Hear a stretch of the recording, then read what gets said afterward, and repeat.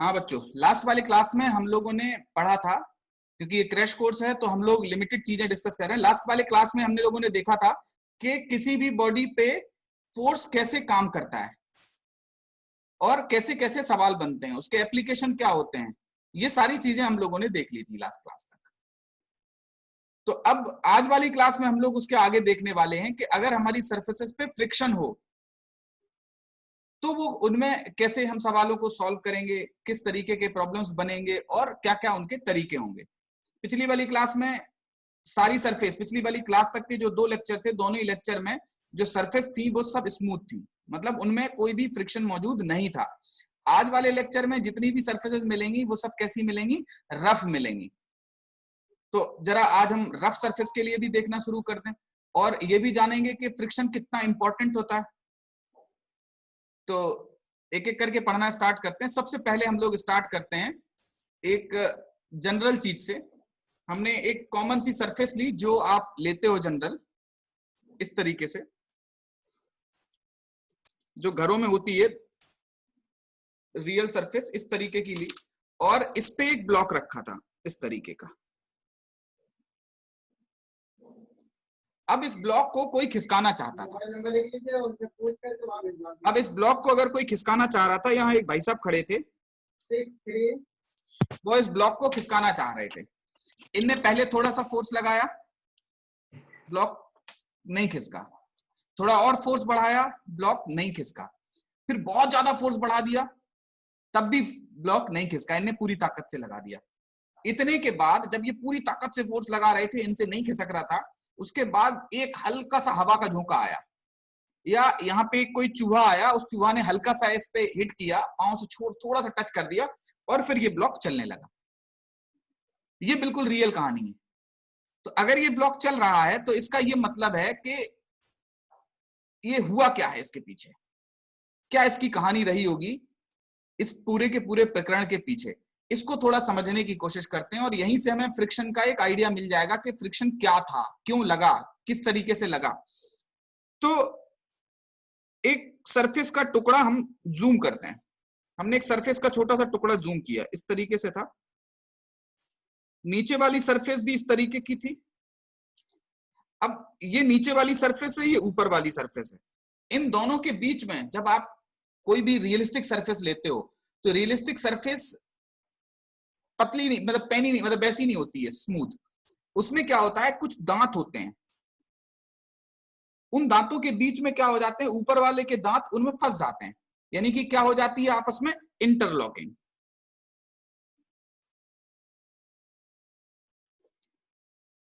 इन दोनों सरफेस में क्या हो गया, इंटरलॉकिंग हो गई।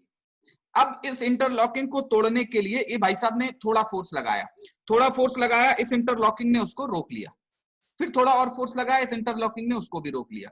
एक सर्टेन रेंज तक ये लगाते चले गए। जब ये बिल्कुल सरफेस पे जो फ्रिक्शन था वो टूटने वाला था, एकदम बिल्कुल मरणासन में पहुंच गया था, बस उसके बाद वो चुहिया आई जिसका हम एग्जांपल दे रहे थे। वो चुहिया ने हल्का सा पैर लगाया और वो जो एक सर्टेन वैल्यू तक का था उसके बाद एक्स्ट्रा मिल गया, तो ये चल पड़ा ब्लॉक। तो अब अगर हम फ्रिक्शन की बात करें तो फ्रिक्शन क्या होता है बेटा, हम इस पे भी जिक्र करेंगे। फ्रिक्शन क्या होता है, फ्रिक्शन को थोड़ा सा समझते हैं। फ्रिक्शन एक फोर्स होता है जो दो सरफेस के बीच के रिलेटिव मोशन को या तो अपोज करता है या अपोज करने की कोशिश करता है। समझ रहे हो? तो फ्रिक्शन क्या है, इसका जो स्वभाव है वो इलेक्ट्रोमैग्नेटिक होता है। An electromagnetic force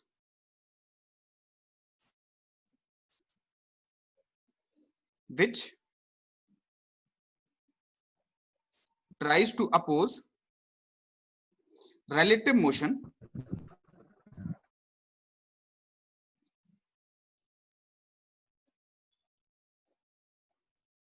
between two surfaces। दो सरफेस के बीच के रिलेटिव मोशन को ये अपोज करने की कोशिश करता है। ये ऐसा इलेक्ट्रोमैग्नेटिक फोर्स है। और ये कहां की तरफ लगता है, ये हमेशा सरफेस के अलोंग लगता है।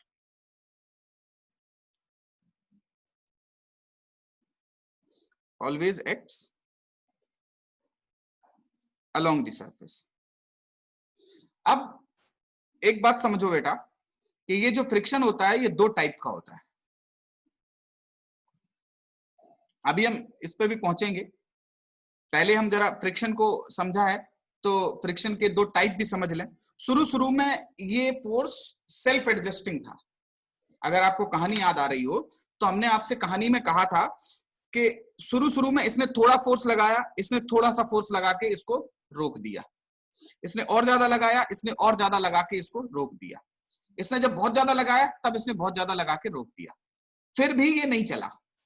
लेकिन इसके बाद जैसे ही एक चूहा आया उसने थोड़े एक्स्ट्रा लगाया और ये चल पड़ा। तो शुरू में क्या था, शुरू में फ्रिक्शन ऐसा था कि ये दोनों सरफेस कैसी थी, स्टैटिक थी। तो शुरू का जो फ्रिक्शन था वो कैसा था, स्टैटिक था। लेकिन एक सर्टेन रेंज के बाद तक ये रुका रहा, उससे ज्यादा अगर फोर्स हो जा रहा था तो ये चलने लगा था। जब चलने लगा था तो इस फ्रिक्शन को बोलते हैं काइनेटिक फ्रिक्शन। स्टैटिक फ्रिक्शन को स्मॉल एफएस से दिखाते हैं, काइनेटिक फ्रिक्शन को एफके से दिखाते हैं। अब एक बात समझो जरा, ये जो स्टैटिक फ्रिक्शन है ये क्या होता है और ये काइनेटिक फ्रिक्शन क्या होता है, इसको जरा समझते हैं।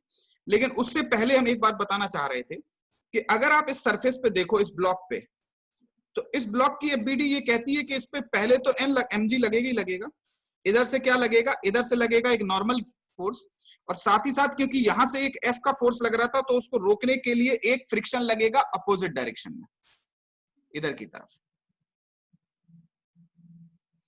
अब ये सरफेस से लगने वाले फोर्स एक नहीं दो हो गए। पहले हम केवल नॉर्मल लिखते थे, अब नॉर्मल के साथ साथ आपको क्या लिखना पड़ेगा, फ्रिक्शन। तो N और R का, अब दो सरफेस से फोर्स लग रहे हैं, तो N और R का जो रिजल्टेंट है उसको नाम देते हैं रिएक्शन फोर्स। रिएक्शन फोर्स जो है ये वेक्टोरियली देखो तो N vector plus R vector. Normal हमेशा परपेंडिकुलर लगता है सरफेस के, और सॉरी F, और फ्रिक्शन हमेशा सरफेस के अलोंग लगता है, तो दोनों परपेंडिकुलर हैं। तो अगर आप रिएक्शन फोर्स की बात करोगे तो ये क्या हो जाएगा, N square plus F square, इन दोनों का रिजल्टेंट हो जाता है। तो नेट रिएक्शन फोर्स सरफेस से अब दो आने लगे हैं। कहा यह जाता है कि एक चीज और है कि इस सरफेस से, रेड कलर का पेन चला गया कहीं, परेशान है पेन से, चलो कोई बात नहीं। कहा यह जाता है कि इन दोनों का जो रिजल्टेंट होता है R,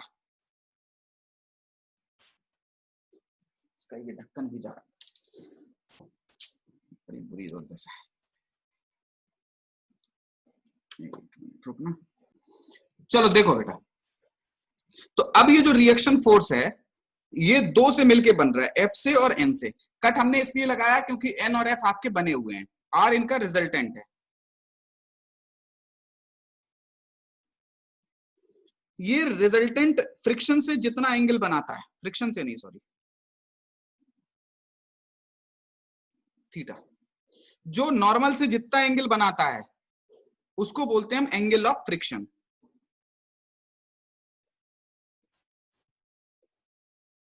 और एंगल ऑफ फ्रिक्शन जो है उसका tan थीटा हमारा F अपॉन R हो जाता है। करेक्ट है? तो ये बात समझ में आई? कभी कभी इन थ्योरेटिकल चीजों पे भी सवाल शायद बन जाए, बनते नहीं है, परेशान ना हो। तो ये फ्रिक्शन की बेसिक टर्मिनोलॉजी थी, क्या क्या फ्रिक्शन कैसे कैसे लगता है। और अब हम बात कर रहे हैं कि फ्रिक्शन कितने टाइप का होता है। तो हमने आपको बताया फ्रिक्शन दो टाइप का होता है, एक स्टैटिक और एक काइनेटिक। स्टैटिक में रिलेटिव मोशन नहीं होता है और काइनेटिक में दोनों सरफेस के बीच में रिलेटिव मोशन होने लगता है। अब एक बात थोड़ा समझने की है कि इन दो के अलावा भी हम एक तीसरा फ्रिक्शन बताते हैं। ये फ्रिक्शन मतलब सवाल में नहीं, मतलब वैसा नहीं है, ये स्टैंडर्ड नहीं है, बट हमने इसका नाम रखा है तीसरे वाले को कंफ्यूजन वाला फ्रिक्शन। लिखो नहीं, हम आपसे कह रहे हैं फ्रिक्शन दो टाइप के होते हैं, लेकिन हम फ्रिक्शन तीन टाइप के पढ़ेंगे, एक स्टैटिक, एक काइनेटिक, तीसरा होता है कंफ्यूजन वाला फ्रिक्शन। कंफ्यूजन वाला फ्रिक्शन ऐसा होता है जिसमें हमको एक्चुअली पता नहीं होता है कि फ्रिक्शन स्टैटिक है या काइनेटिक है, उसको हमने नाम दिया कंफ्यूजन वाला फ्रिक्शन। अब एक एक करके पढ़ते हैं कि स्टैटिक फ्रिक्शन क्या होता है। स्टैटिक फ्रिक्शन में फ्रिक्शन विच ऑपोजेस रिलेटिव मोशन, जो रिलेटिव मोशन को अपोज करे ऐसा फ्रिक्शन जो है उसको हम बोल देते हैं स्टैटिक फ्रिक्शन, एफएस। और इसका मैग्नीट्यूड कैसा होता है, फ्रिक्शन आगे भी लिख दे रहे हैं लाइन लिख के, and it is self adjusting. ये सेल्फ एडजस्टिंग का मतलब क्या होता है, सेल्फ एडजस्टिंग का मतलब है ये अपनी दिशा और अपना मैग्नीट्यूड परिस्थितियों के हिसाब से तय करता है। अगर हमारा ब्लॉक इधर की तरफ जा रहा है, तो अगर इधर की तरफ ब्लॉक कोई जा रहा है तो फ्रिक्शन उसको पीछे रोकने की कोशिश करेगा। तो इसका जो मैग्नीट्यूड होता है बेटा, स्टैटिक फ्रिक्शन की वैल्यू पता नहीं होती है, स्टैटिक फ्रिक्शन अपनी आवश्यकता अनुसार लगता है। तो इसका जो मैग्नीट्यूड है वो मिनिमम कितना हो सकता है, 0, और मैक्सिमम कितना हो सकता है, एक अपनी मैक्सिमम वैल्यू रखता है जिसको बोलते हैं हम लिमिटिंग फ्रिक्शन। लिमिटिंग फ्रिक्शन इस फ्रिक्शन की मैक्सिमम पॉसिबल वैल्यू है। और जो लिमिटिंग फ्रिक्शन आता है एक्चुअली वो जितनी अच्छी नॉर्मल रिएक्शन उतनी ही प्रोपोर्शन में आता है। तो F L equals to mu S into N, ये होता है। ठीक है, बस 1 मिनट बेटा, हम अभी 1 मिनट में पढ़ा। हाँ बेटा, तो ये आ गया हमारा लिमिटिंग फ्रिक्शन। ये कितना होता है, इसकी मैक्सिमम पॉसिबल वैल्यू क्या होती है, it is proportional to normal reaction. और जब प्रोपोर्शनलिटी कांस्टेंट हटाते हो तो म्यू एस आ जाता है। म्यू एस को बोला जाता है coefficient of friction, in fact static coefficient of friction. ठीक है, या coefficient of static friction, sorry, coefficient of static friction का नाम देते हैं इसको। अब देखो, एक सवाल से हम जरा आपसे समझना चाहेंगे, ये स्टैटिक फ्रिक्शन क्या होता है, इसको थोड़ा सा समझना है और इसके नेचर के बारे में भी समझना है।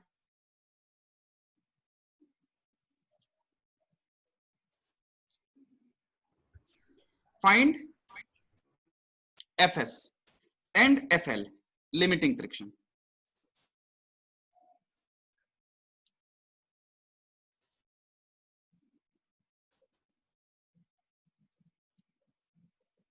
Mu equals to 0.5, m equals to 1 kg। क्या आप बता सकते हो कि सरफेस पे लिमिटिंग फ्रिक्शन कितना होगा? लिमिटिंग फ्रिक्शन की जो वैल्यू होती है वो होती है म्यू एस इंटू एन।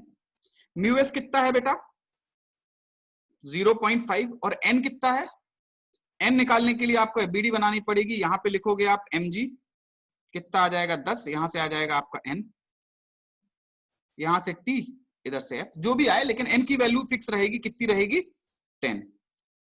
तो f लिमिटिंग कितना हो गया, 5 न्यूटन। करेक्ट है।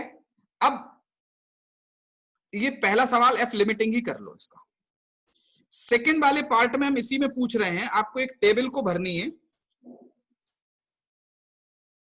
कि हम यहां से अगर एक f का फोर्स लगाएं तो आपको बताना है कि एफ एस कितना होगा। आपको बताना है एफ एस कितना होगा। इधर एफ लिख रहे हैं, एफ को अगर हमने 1 न्यूटन का बताया तो होता क्या है, फ्रिक्शन के बारे में एक बात बता दें आपको, फ्रिक्शन जब तक खुद से टूट नहीं जाता तब तक वो कोई आगे इंफॉर्मेशन पास नहीं करता। फ्रिक्शन को आप यूं मान लो कि फ्रिक्शन एक तरीके की दीवार है, जब तक ये दीवार टूटेगी नहीं तब तक ये अपने इफेक्ट को आगे नहीं प्रोपगेट करता। उस तरीके से मानो जैसे आपसे हम कहें कि आप दीवार के उस तरफ गाल लगा के खड़े हो जाओ और हम दीवार के इस तरफ कंटाप मारे आपके, क्या आपको उस झापड़ का अनुभव होगा? बोलो बेटा,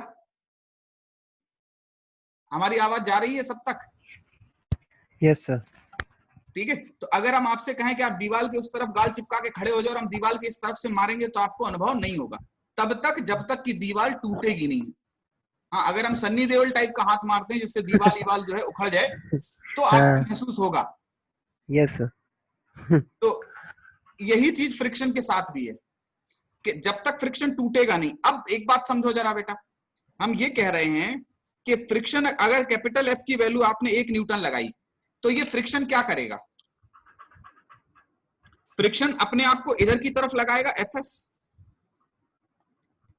बोलो, आप यहां से 1 न्यूटन लगा दोगे, फ्रिक्शन अपने आप को एडजस्ट करके कितना कर देगा, 1 न्यूटन। और आगे रस्सी में जो टेंशन है उसको खबर भी नहीं लगने देगा, वैल्यू कितनी हो जाएगी, 0। अगर आप इसको 4 न्यूटन कर दोगे तो फ्रिक्शन अपने आप को पहले कितना खा जाएगा, इसका पूरा के पूरा 4 न्यूटन खा जाएगा और टेंशन पे कोई असर नहीं पड़ेगा। लेकिन अगर आपने 10 न्यूटन कर दिया तो 5 न्यूटन तो फ्रिक्शन खा जाएगा, 10 ना करो, इसको 15 कर दो। अगर आपने 15 न्यूटन किया तो 5 न्यूटन लिमिटिंग फ्रिक्शन है, ये अपनी पूरी ताकत लगा के रोक लेगा। तो पूरी ताकत लगाने में इसको कितना लगा, 5 न्यूटन। और उसके बाद टेंशन कितनी दे देगा, 10 न्यूटन। 10 न्यूटन की। ये आया समझ में सबको कि फ्रिक्शन कैसा होता है, इसका स्टैटिक फ्रिक्शन का स्वभाव क्या होता है। एक सवाल से आप और अच्छे से समझ जाओगे। एक क्वेश्चन हम और दे रहे हैं,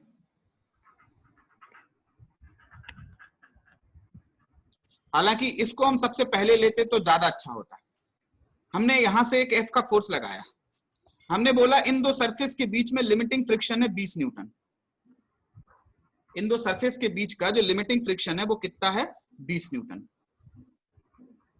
अब एक बात बताओ, अच्छा अगर हम कैपिटल एफ की वैल्यू 5 न्यूटन रख दें तो फ्रिक्शन फोर्स कितना हो जाएगा,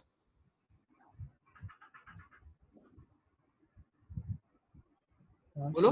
अगर आपने कैपिटल एफ की वैल्यू 5 रख दी तो फ्रिक्शन अपने आप को ऐसे एडजस्ट करेगा ना इधर की तरफ, और ये मैक्सिमम कितना सह सकता है उसको बोलते हैं लिमिटिंग फ्रिक्शन। कोई भी बॉडी कितना मैक्सिमम फ्रिक्शन बियर कर सकती है, that is called as limiting friction. Limiting friction सबसे बड़ी वैल्यू होती है। याद रखो, फ्रिक्शन की वैल्यू जो है वो नहीं होती कुछ भी, स्टैटिक फ्रिक्शन की वैल्यू अपने हिसाब से नहीं होती कुछ भी, वो परिस्थितियां जैसी हैं उसके हिसाब से वो खुद को एडजस्ट करता है। यहां परिस्थितियां कैसी हैं, कोई साहब 5 न्यूटन से खींच रहा है इसको, तो फ्रिक्शन इसको रोकने की कोशिश करेगा, कहां की तरफ फोर्स लगा के, अपोजिट डायरेक्शन में। कितना फोर्स लगा के, 5 न्यूटन का। अगर कोई 10 न्यूटन का लगा देगा तो 10 न्यूटन लग जाएगा। अगर कोई 30 न्यूटन का लगा देगा तो 20 न्यूटन लगेगा, तो 20 न्यूटन लग जाएगा, बस खत्म। बात समझ में आई कि नहीं? तो ये 20 न्यूटन तक पहुंच जाएगा और ये टूट जाएगा। 10 से टूट गया। बात आ रही समझ में कि नहीं आ रही? यस सर, करेक्ट है। तो ये है फ्रिक्शन का असली पिक्चर। आपसे 2 तरीके के सवाल पूछे जा सकते हैं। एक पूछा जा सकता है सिंपल फ्रिक्शन का, एक पूछा जा सकता है लिमिटिंग फ्रिक्शन का। तो सबसे पहले हम ऐसे सवाल देखते हैं जिनमें केवल फ्रिक्शन की बात करी जाए। किसकी बात करी जाए? केवल फ्रिक्शन की बात करी जाए, स्टैटिक फ्रिक्शन की या लिमिटिंग फ्रिक्शन की नहीं बात करी जाए। तो स्टैटिक फ्रिक्शन के सवालों को आपको कैसे करना है, स्टैटिक फ्रिक्शन की वैल्यू कितनी होती है, कोई बताएगा? स्टैटिक फ्रिक्शन की वैल्यू कितनी होती है? हम 3-4 बार बता चुके हैं, अभी कौन बताएगा हमें स्टैटिक फ्रिक्शन की वैल्यू कितनी होती है? अंशिका? 0 से 1 हम तो अभी है। अंशिका? 0 से FL के बीच में। Very good. स्टैटिक फ्रिक्शन की वैल्यू 0 से लेके FL तक कुछ भी हो सकती है, डिपेंडिंग अपॉन द सिचुएशन, परिस्थितियों पे आधारित है ना। कितनी होगी ये सिचुएशन पे डिपेंड करेगा।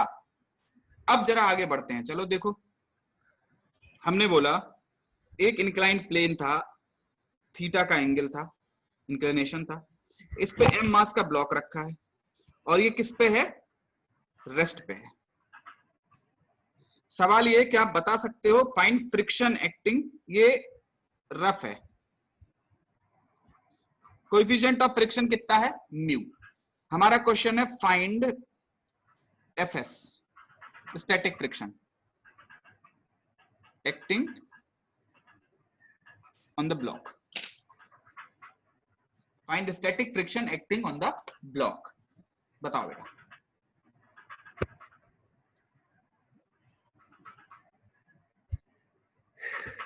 mg sin theta. चलो दूसरा आंसर कोई और?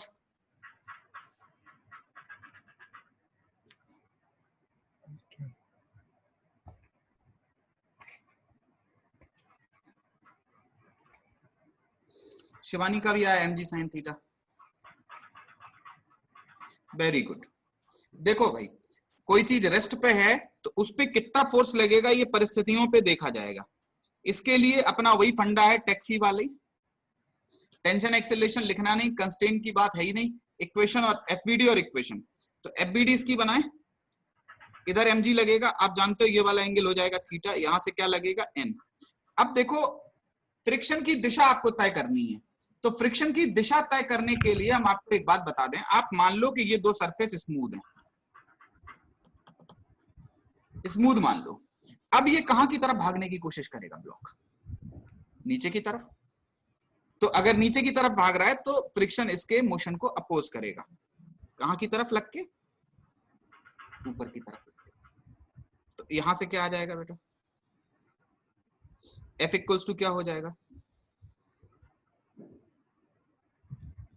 mg sin theta. n की वैल्यू क्या हो जाएगी? n तो किसी ने पूछा नहीं, लेकिन फिर भी अगर कोई पूछे तो कितनी हो जाएगी? mg cos theta. इसका मतलब नहीं है, हमें क्या चाहिए था? फ्रिक्शन। mg। करेक्ट है? चलो यस सर। अब इसी में हम सवाल को थोड़ा सा बदल रहे हैं। करेक्ट है? इसी में हम सवाल को बदल रहे हैं, एग्जाम्पल नंबर 1 कर रहे हैं। एग्जाम्पल नंबर 1 में आपको थोड़ा सा बदलाव के साथ हम पूछ रहे हैं सवाल को। बस ठीक है, थोड़े बदलाव के साथ सवाल को पूछ रहे हैं। ये थीटा है, कोएफिशिएंट ऑफ फ्रिक्शन म्यू है,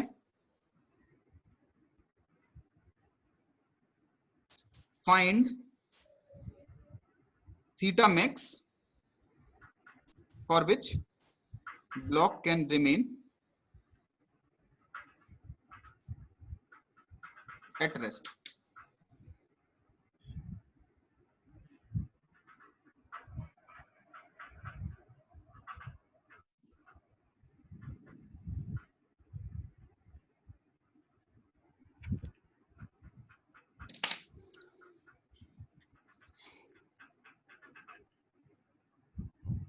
पाई बाई 4। देखते हैं, पाई बाई 4 गलत है। अब इसमें क्या हो रहा है बेटा, इसको थोड़ा सा समझना जरा। इसमें आप जैसे जैसे थीटा को बढ़ाते जाओगे बढ़ाते जाओगे बढ़ाते जाओगे बढ़ाते जाओगे बढ़ाते जाओगे, ये फ्रिक्शन की वैल्यू क्या होती जाएगी? बढ़ती जाएगी। F equals to mg sin theta है। अब फ्रिक्शन की मैक्सिमम पॉसिबल वैल्यू कितनी हो सकती है? F limiting. तो आपको ये करना है कि उतना ही थीटा कर दो जिससे ज्यादा करने पे ये नीचे की तरफ खिसकने लगे। तो उतने पे ही पहुंचाना है जितने पे ये जस्ट खिसकने लगे। भैया इस जगह पे जो फ्रिक्शन लग रहा है वो फ्रिक्शन कैसा है? स्टैटिक तो है, लेकिन स्टैटिक की मैक्सिमम वैल्यू है। क्या है स्टैटिक की? ये मैक्सिमम वैल्यू है। इसको हम क्या बोलते हैं? लिमिटिंग। लिमिटिंग फ्रिक्शन हमें पता है कितना होता है, म्यू इंटू एन। बस अब आप इसकी एफबीडी बना लो। इधर की तरफ क्या लग जाएगा? mg। इधर से क्या लग जाएगा आपका n। इधर से क्या लग जाएगा आपका फ्रिक्शन f। और फिर एफ भी कौन सा? F limiting. एफ लिमिटिंग कितना होता है? Mu N. N equals to solve करो, कितना आया? mg cos theta. F L क्या हो जाएगा? Mu mg cos theta. बस तो अब mg का साइन, mg का cos थीटा, नहीं क्या लिखे हैं बेटा? mg का sin थीटा। इधर की तरफ जो कंपोनेंट होगा वो कौन सा होगा? mg का साइन थीटा। वो किससे बैलेंस हो रहा होगा? म्यू mg cos थीटा से। या एफ लिमिटिंग लिख दें यहाँ पे। अब एम कट जाएगा, जी कट जाएगा, टेन थीटा इक्वल्स टू क्या हो जाएगा? म्यू। तो थीटा की वैल्यू क्या हो जाएगी? Tan inverse mu. बात समझो, क्या है कि आप मैक्सिमम पॉसिबल एंगल कितना रख सकते हो जिसपे कोई चीज स्लाइड ना करे? कितना आता है? Tan inverse mu. आपको बताएं, बहुत सारे लोग शुरुआत में पहले पहले जब दो सरफेस के बीच में फ्रिक्शन कोएफिशिएंट निकालना होता था, म्यू की वैल्यू निकालनी होती थी, तो वो क्या करते थे? जैसे मान लो हमें इस पेन और इसके बीच का कोएफिशिएंट ऑफ फ्रिक्शन निकालना है, हमें इस पेन और इस फोन के बीच का कोएफिशिएंट ऑफ फ्रिक्शन निकालना है। हमने इसको ऐसे रखा, अभी नहीं चल रहा है, अभी नहीं चल रहा है, अभी नहीं चल रहा है, अभी नहीं चल रहा है, अभी नहीं चल, अब चल पड़ा, चल पड़ा। फिर हमने जमीन से इसका थीटा नाप लिया यहां से यहां तक का, और उसी का 10 बोल दिया हमारे पेन और फोन के बीच का कोएफिशिएंट ऑफ फ्रिक्शन। बोलो इजी है? Yes sir. ठीक, तो पहले यही तरीका होता था दो सरफेस के बीच का कोएफिशिएंट ऑफ फ्रिक्शन निकालने का। और दूसरी भाषा में कहें तो ये जो tan थीटा है ये काफी इंपॉर्टेंट हो जाता था, या थीटा जो है वो काफी इंपॉर्टेंट हो जाता था, इसीलिए थीटा को एक नाम दिया गया। थीटा को क्या बोला गया? Theta is called as angle of repose. क्या बोला गया इसको? Angle of repose. करेक्ट है? समझ में आया? थीटा को कहा जाता है एंगल ऑफ रिपोज। आगे बढ़े, देखो नेक्स्ट।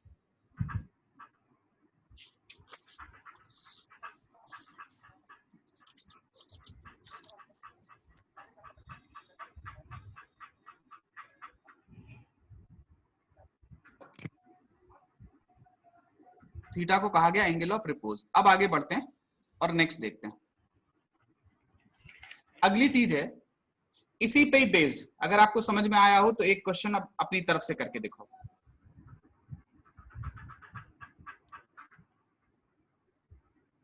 काफी इजी है।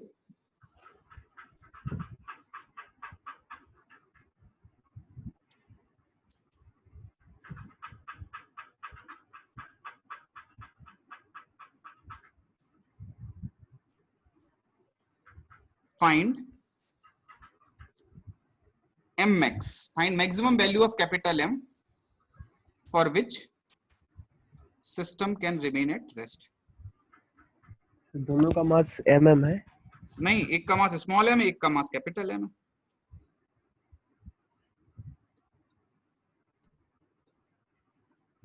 Find capital Mx for which system can remain at rest.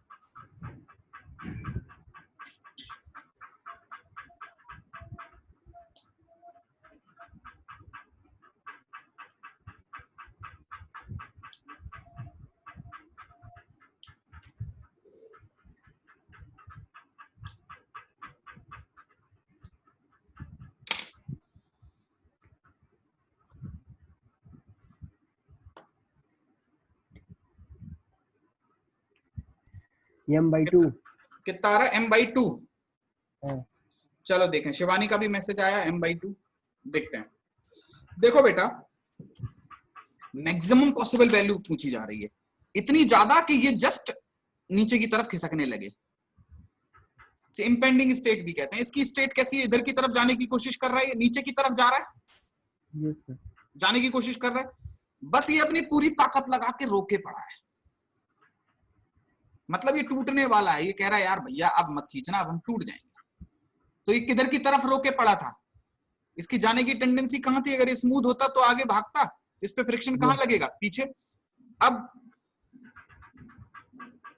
Tension बना लिया, टी की वैल्यू कितनी है? कैपिटल एम जी हमेशा है। यस। अब जैसे ही आप स्मॉल एम की एफबीडी बनाओगे, ये कैपिटल एम की थी, स्मॉल एम की एफबीडी में यहां पे लग रहा था टी, और यहां पे कितना लग रहा था? Mu M. इधर पे लिखेंगे हम एम जी, इधर पे लिखेंगे हम एन।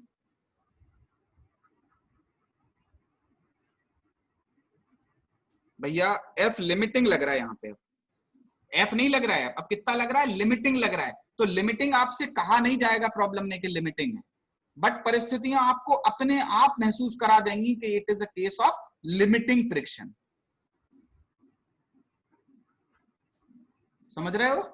तो ये लिमिटिंग फ्रिक्शन का केस है, ये आपको सवाल की परिस्थितियों से महसूस हो जाएगा। तो यहाँ पे टी लिखा, यहाँ पे लिखा mu M G, mu N लिखा, एन की जगह पे एम जी डायरेक्ट रख दिया। टी की वैल्यू कितनी है? यहां से उठा के पुट कर दें, capital M equals to mu M G, नहीं एम नहीं कटा, जी से जी कटा, capital M equals to mu की जगह हाफ लिखा, इनटू स्मॉल एम रखा, तो इधर से कितना आ गया? m/2। बोलो समझ में आई बात? Yes sir. चलो आगे बढ़े। Yes sir. ठीक, अब इसी सवाल को थोड़ा बदलाव के साथ हम पूछ रहे हैं आपसे।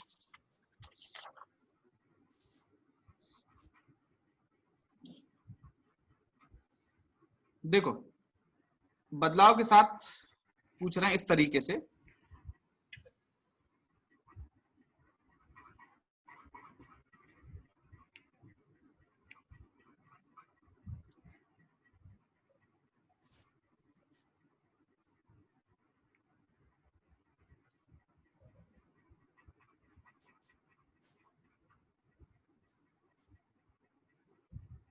म्यू का कोएफिशिएंट ऑफ फ्रिक्शन है और mu is less than tan inverse mu.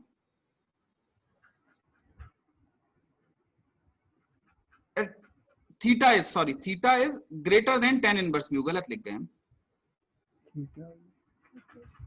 इसका मतलब है, इस लाइन का मतलब समझना जरा, कि थीटा एंगल ऑफ रिपोज से ज्यादा है।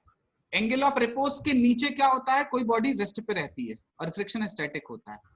एंगल ऑफ रिपोज पे क्या था, लिमिटिंग फ्रिक्शन होता है, और एंगल ऑफ रिपोज से आप ज्यादा कर दोगे तो ब्लॉक स्लाइड करने लगेगा। अब अगर आप इसको छोड़ देते खाली, तो ये ब्लॉक नीचे की तरफ स्लाइड करना शुरू कर देता।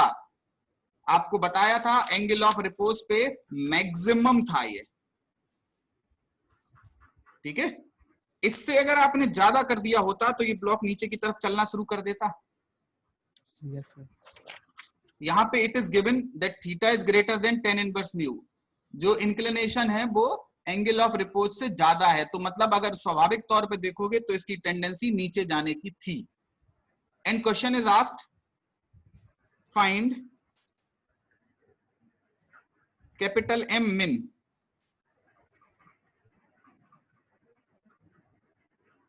for which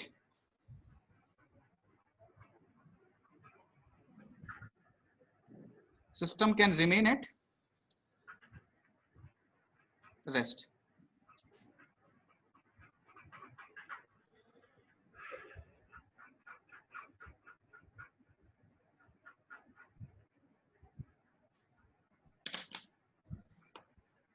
सोचो थोड़ा सा, बताओ कितना मिनिमम मास लिया जाए ताकि ये रेस्ट पे बना रहे। चलो देखते हैं इस सवाल को। एक बात बताओ बेटा, ये कह रहा है कि कितना मिनिमम रखा जाए जिसपे सिस्टम रेस्ट पे रह सके। तो एक बात बताओ, जैसे ही आप 0 कर दोगे, इसको 0 से बढ़ाते हैं ना, जब आपने बहुत बड़ा, चलो अच्छा पहले चाहे तो बहुत बड़े से स्टार्ट करके धीरे धीरे करके नीचे आओ, चाहे 0 से स्टार्ट करके आगे बढ़ बढ़ के वहां तक पहुंचो, तो आपकी मर्जी है। आप 0 से स्टार्ट करना चाहते हो, अगर कैपिटल M की वैल्यू 0 रख दोगे तो ये कहां पे बढ़ने लगेगा, नीचे की तरफ। थोड़ा और बढ़ाओगे तो टेंशन बढ़ेगी, थोड़ा ऊपर की तरफ फोर्स बढ़ेगा और ये रुक जाएगा।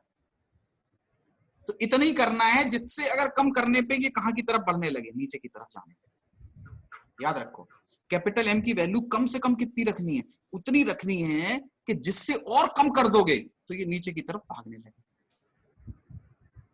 बात आ रही समझ में? तो कैपिटल M की for M min,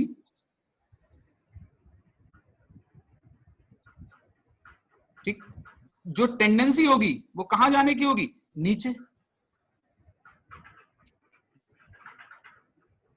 tendency is to slip, अरे downward. Capital M, sorry small m की जो टेंडेंसी है वो कहां पे होगी, नीचे की तरफ स्लिप करने की होगी।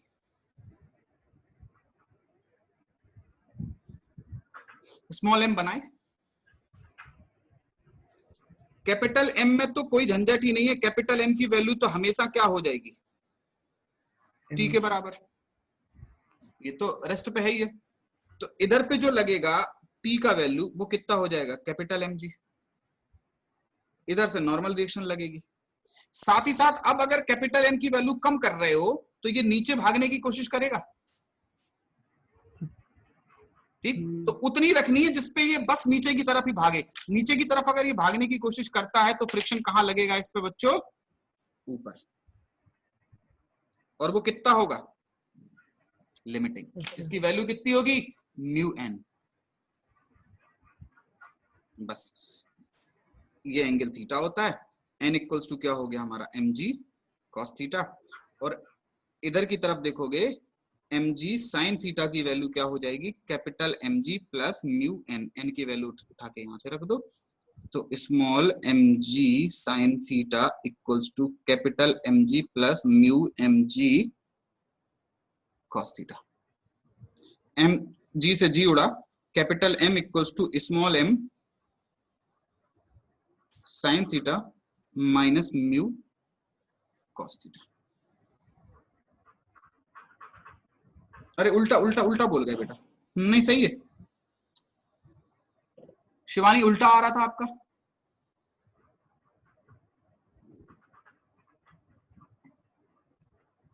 बोलो, ये आ गया था,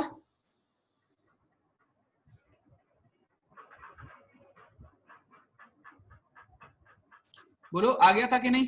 अब इसी में हम सवाल को थोड़ा सा बदलाव के साथ पूछ रहे हैं कि कैपिटल M की मैक्सिमम वैल्यू क्या ली जाए ताकि ये सिस्टम रेस्ट पे बना रहे। ये समझ में आया सबको? Yes sir. बाकियों को जिसको ना समझ में आए तो ये बेटा आपकी जिम्मेदारी है कि आप अनम्यूट करके पूछोगे, ये हमारा नहीं है रिस्पॉन्सिबिलिटी, ठीक है। आपको हम आप हमें आपका चेहरा भी नहीं दिख रहा कि आपका चेहरा थोड़ा दुखी वाला हो, परेशान वाला हो, तो हम पकड़ के उसको पूछ लें कि भाई क्या है, क्या दिक्कत लग रही। तो ये आपकी जिम्मेदारी है, आप हमसे बेझिझक पूछो, कुछ भी पूछो, ठीक है। तो आगे बढ़ते हैं, सेकंड वाला पार्ट है। सेकंड वाले पार्ट में पूछ रहे हैं फाइंड कैपिटल M मैक्स। अब इसकी मैक्सिमम वैल्यू क्या हो सकती है, इसको बढ़ा दोगे तो अब ये ऊपर की तरफ घसीटने की कोशिश करेगा। Find capital M max for which system can remain at rest. बोलो कितनी वैल्यू रखी जाए ताकि कैपिटल M रेस्ट पे बना रहे, नहीं ताकि सिस्टम रेस्ट पे बना रहे, कैपिटल M की क्या मैक्सिमम वैल्यू रखी जाए। कितना आ रहा है बेटा, M sin theta plus mu cos theta. चलो पीयूष हो गया, शिवानी Yes, का sir. आया नहीं अभी। ये किसने, उत्कर्ष तुमने भेजा था ना, तुमने बोला था ना, भेजा, हमने बोला था। बोला है। चलो ठीक ठीक ठीक ठीक है, तो लगता है काफी समझ में आ गया लोगों को। तो अब देखो इसमें क्या है, इसमें सब कुछ सेम रहेगा, बट अब ये टेंशन खींच रही है आगे की तरफ, अपनी तरफ घसीट रही है इसको। देखो अब यहाँ पे जब ज्यादा बढ़ा दोगे फोर्स तो ये ऊपर की तरफ घसीटने की कोशिश करेगा, ऊपर की तरफ घसीटने की कोशिश करेगा तो फ्रिक्शन पीछे लगेगा। तो फ्रिक्शन सेल्फ एडजस्टिंग है, अपनी दिशा खुद से तय करता है। इधर पे लगाया mg n t equals to capital mg है, और इधर की तरफ लग जाएगा f लिमिटिंग, जिसकी वैल्यू क्या हो जाएगी म्यू n।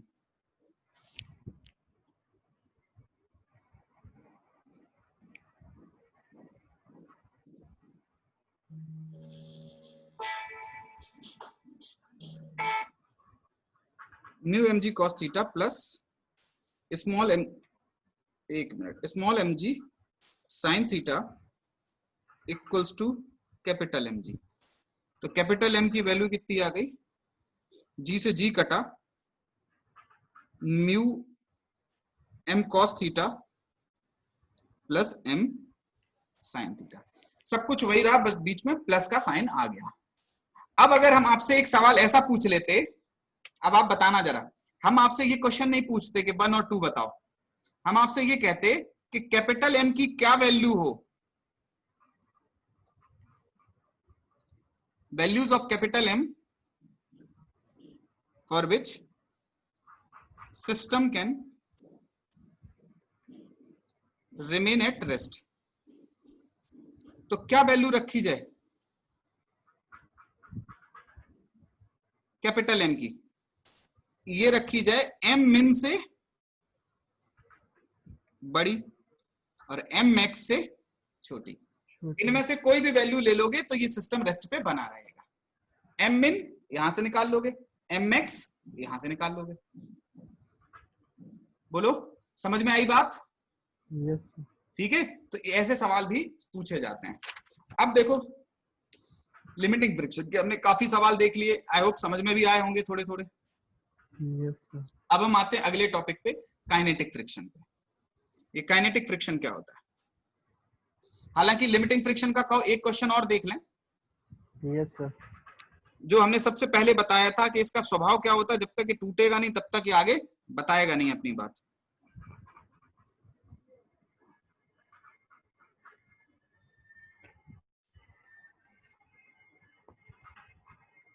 ये दो ब्लॉक लगे हुए हैं, यहां से हम कैपिटल एफ का एक पुश लगा रहे हैं। इन दो सरफेस के बीच में F1 कितना, F लिमिटिंग 1 कितना है? 40 न्यूटन। इसमें F लिमिटिंग 2 कितना है? 30 न्यूटन। अब आप जब जाहिर सी बात है यहां से F लगाओगे तो इधर से क्या लगेगा? F1। इन दोनों सरफेस के बीच में जो नॉर्मल लगेगी उसको बोला हमने N1। यहां से फोर्स लगेगा F2 का। इन दो सरफेस के बीच में जो नॉर्मल लगेगी वो है N2 की। अब हम एक डायग्राम बना रहे हैं, उस डायग्राम से आपको बताना है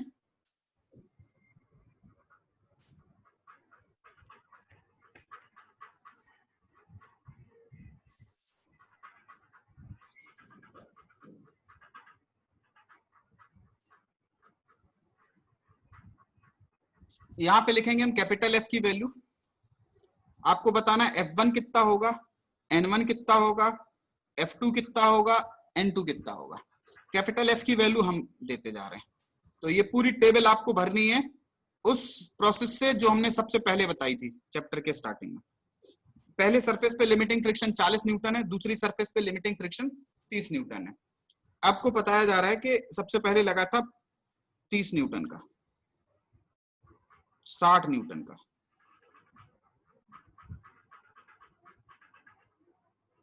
25 न्यूटन का,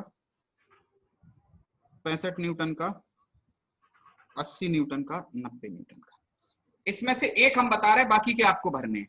देखो 30 न्यूटन को जब आप यहां से लगाओगे तो यही भाई साहब 40 न्यूटन तक की सहने की क्षमता रखते हैं।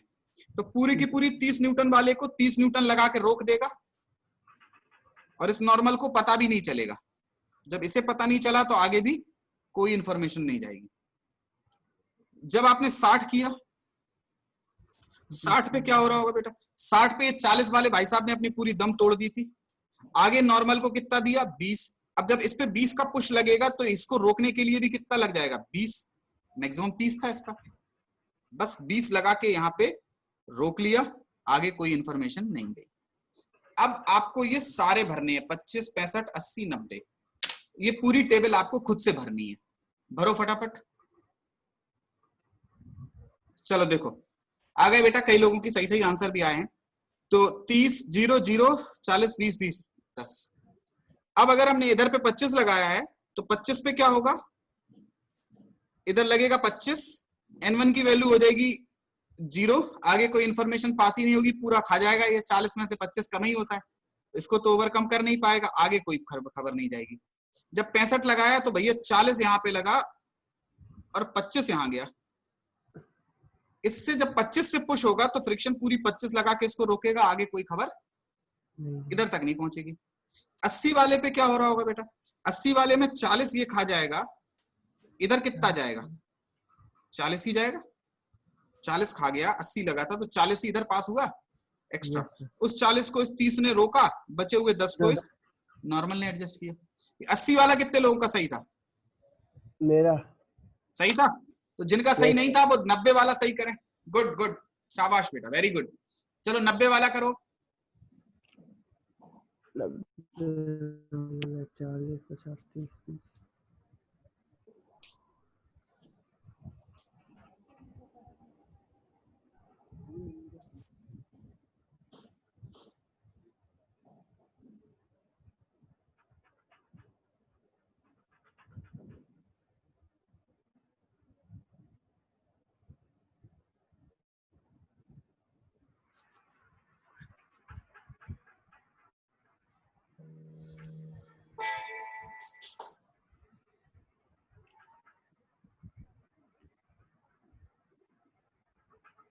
नब्बे पे देखें। 90 पे क्या हो रहा होगा बेटा? 90 पे 40 इधर लगेगा, 50 इधर जाएगा, 30 यहां रुकेगा, 20 आगे चला जाएगा। अरे वाह, चलो शाबाश निखिल बेटा, गुड। ये समझ में आया फ्रिक्शन का स्वभाव क्या होता है स्टैटिक फ्रिक्शन का। अब आते हैं काइनेटिक फ्रिक्शन पे। ये काइनेटिक फ्रिक्शन में क्या होता है बेटा, इसको देखो।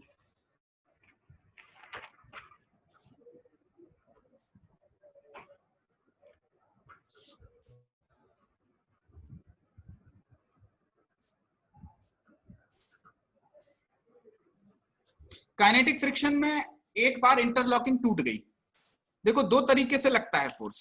जो हमने सबसे पहला जो डायग्राम लिया था उसमें हमने दो तरीके के फ्रिक्शन बताए थे, स्टैटिक और काइनेटिक। अब जो काइनेटिक लगता है वो किस वजह से लगता है कि एक बार इंटरलॉकिंग टूट गई। होता क्या है कि दो तरीके के फोर्सेस लगते हैं, एक इंटरलॉकिंग लगती है, एक इंटरमोलिकुलर बॉन्डिंग हो जाती है। इन दो का जो है वो इफेक्ट होता है कि क्या होगा। अब देखें, अगर हम काइनेटिक फ्रिक्शन की बात हम करें,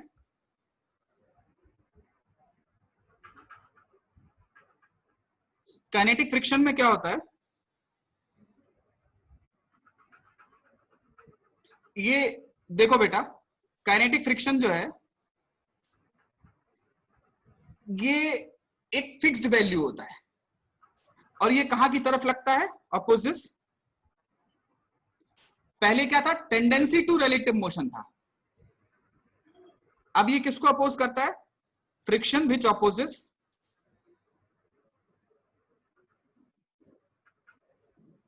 relative motion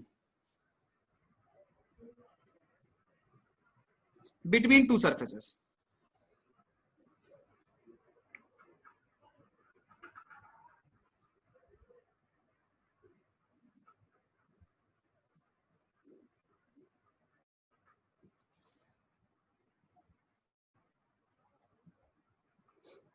जो फ्रिक्शन है वो relative motion between two surfaces को अपोज करता है, उसको बोलते हैं काइनेटिक फ्रिक्शन, एफके।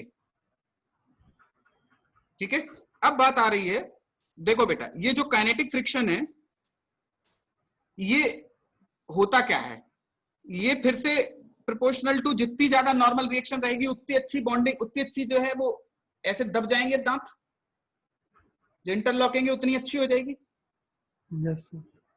तो ये नॉर्मल रिएक्शन के तो प्रोपोर्शनल होता है, और जब आप इसको हटाओगे तो एक कांस्टेंट आ जाता है जिसको बोलते हैं constant coefficient of kinetic friction.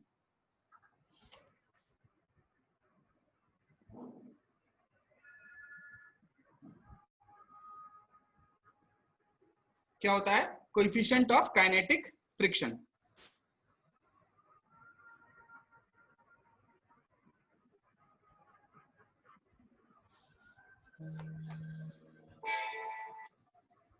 ठीक है, आगे बढ़े, देखो नेक्स्ट, ये काइनेटिक फ्रिक्शन भी हो गया। अब इस पे थोड़ा सा इसकी जो डायरेक्शन है, इसका मैग्नीट्यूड तो ये हो गया, और इसकी डायरेक्शन कहां की तरफ होगी, opposite to the direction of, या ऑपोजिट टू रिलेटिव मोशन। जो रिलेटिव मोशन है उसके ऑपोजिट लगेगा। कैसे, देखो इस पे सवाल हो जाए दो चार से तो आपको पता लगेगा कि पहले इसकी दिशा कैसे तय करते हैं, फिर उसके बाद हम बात करेंगे कि इसका मैग्नीट्यूड कैसे निकालते हैं। तो example 0, draw direction of एफके kinetic friction.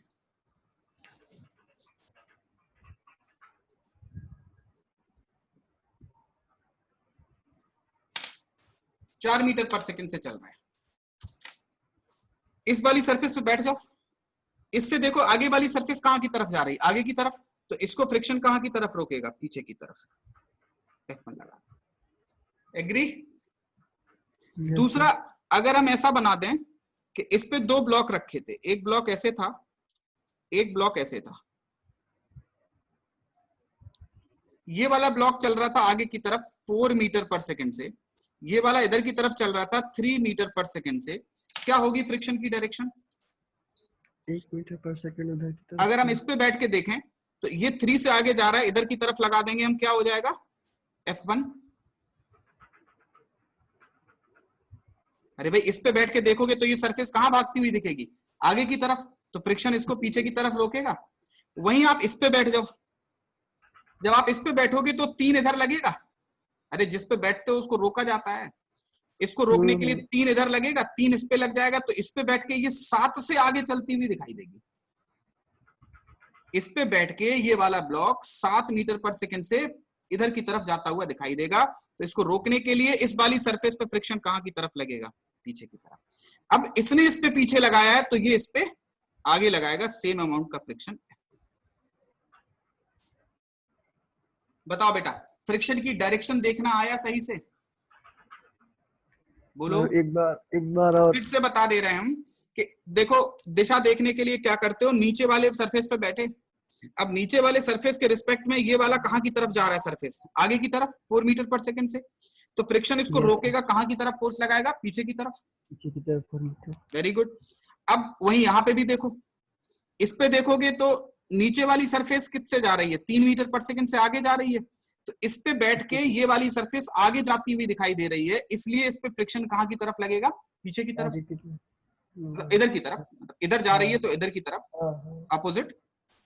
अब वहीं आप इस वाली सरफेस को देखना है तो रिलेटिव मोशन देखा जाता है बेटा। रिलेटिव मोशन में आप एक पे बैठ के दूसरे पे देखोगे तो ज्यादा अच्छा दिखेगा, एक पे बैठ के दूसरे को देखोगे तो ज्यादा दिखेगा। तो आप इस पे बैठे गए तो ये रेस्ट पे हो गया कि नहीं हो गया? यस। रेस्ट में करने के लिए इधर आपने 3 लगाया था, वही 3 इस पे लग जाएगा, तो इस पे बैठ के ये किधर की तरफ जाता हुआ दिखाई देगा, बोलो बेटा। नीचे वाले ब्लॉक पे बैठ के, ए पे बैठ के बी कहां की तरफ जाता हुआ दिखाई देगा, इधर की तरफ 7 मीटर पर सेकंड से। तो फ्रिक्शन इसको रोकेगा कहां की तरफ, पीछे की तरफ लग के। फ्रिक्शन सरफेस से चिपका के लगाया जाता है इधर की तरफ। अब इस वाली सरफेस ने इस पे पीछे लगाया तो ये वाला इस सरफेस पे आगे की तरफ लगाएगा, F2। करेक्ट है? यस।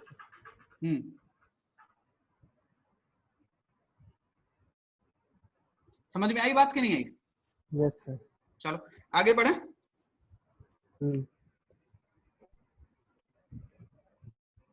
थर्ड देख रहे हैं हम।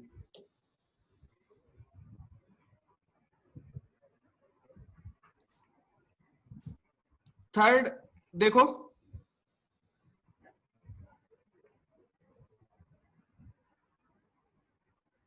थर्ड में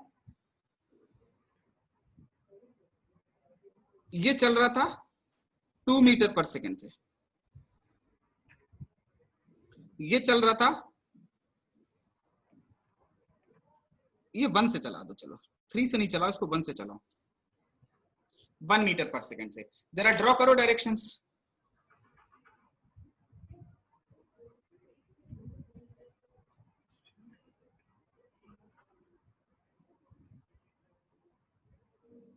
देखो बेटा, अगर हम इस पे बैठ के देखें तो ये वाला ब्लॉक कहां की तरफ चल रहा है, आगे की तरफ। इसको रोकने के लिए फ्रिक्शन क्या कोशिश करेगा, पीछे की तरफ लगाएगा, कितना, F1। और वहीं अगर हम इस पे बैठे तो क्या होगा, अब इसको रोकने के लिए 2 इधर की तरफ लगाओगे, यस सर। 2 इस पे लगेगा, तो इस पे बैठ के ये कहां की तरफ चलने की कोशिश कर रहा है, बताओ। तो पीछे की तरफ चलेगा, पीछे की तरफ, वेरी गुड। तो ये पीछे की तरफ चलने की कोशिश कर रहा है तो फ्रिक्शन आगे लगेगा, आगे को। Very good. अब इसने इस पे अगर फ्रिक्शन आगे लगाया है तो इसका रिएक्शन पेयर नीचे वाली सरफेस पे पीछे लगेगा। बात समझ में आई कि नहीं आई, बोलो। Yes sir. क्लियर है, सबको आया समझ में? Yes sir. चलो गुड। तो अब इस पे हम आगे चलते हैं। अब इस पे जो बेस्ड क्वेश्चंस हैं उनको देखते हैं। तो एक काम करें बेटा, आज कहो तो इतना ही रखें हम, ओके सर। ठीक है, आज इतना ही रखते हैं। तो अगली वाली क्लास में मिलेंगे बेटा, ठीक है। आज अभी इतना ही रखते हैं, ठीक है। चलो ओके, ठीक है थैंक यू बेटा, सर। बाय बेटा, थैंक यू।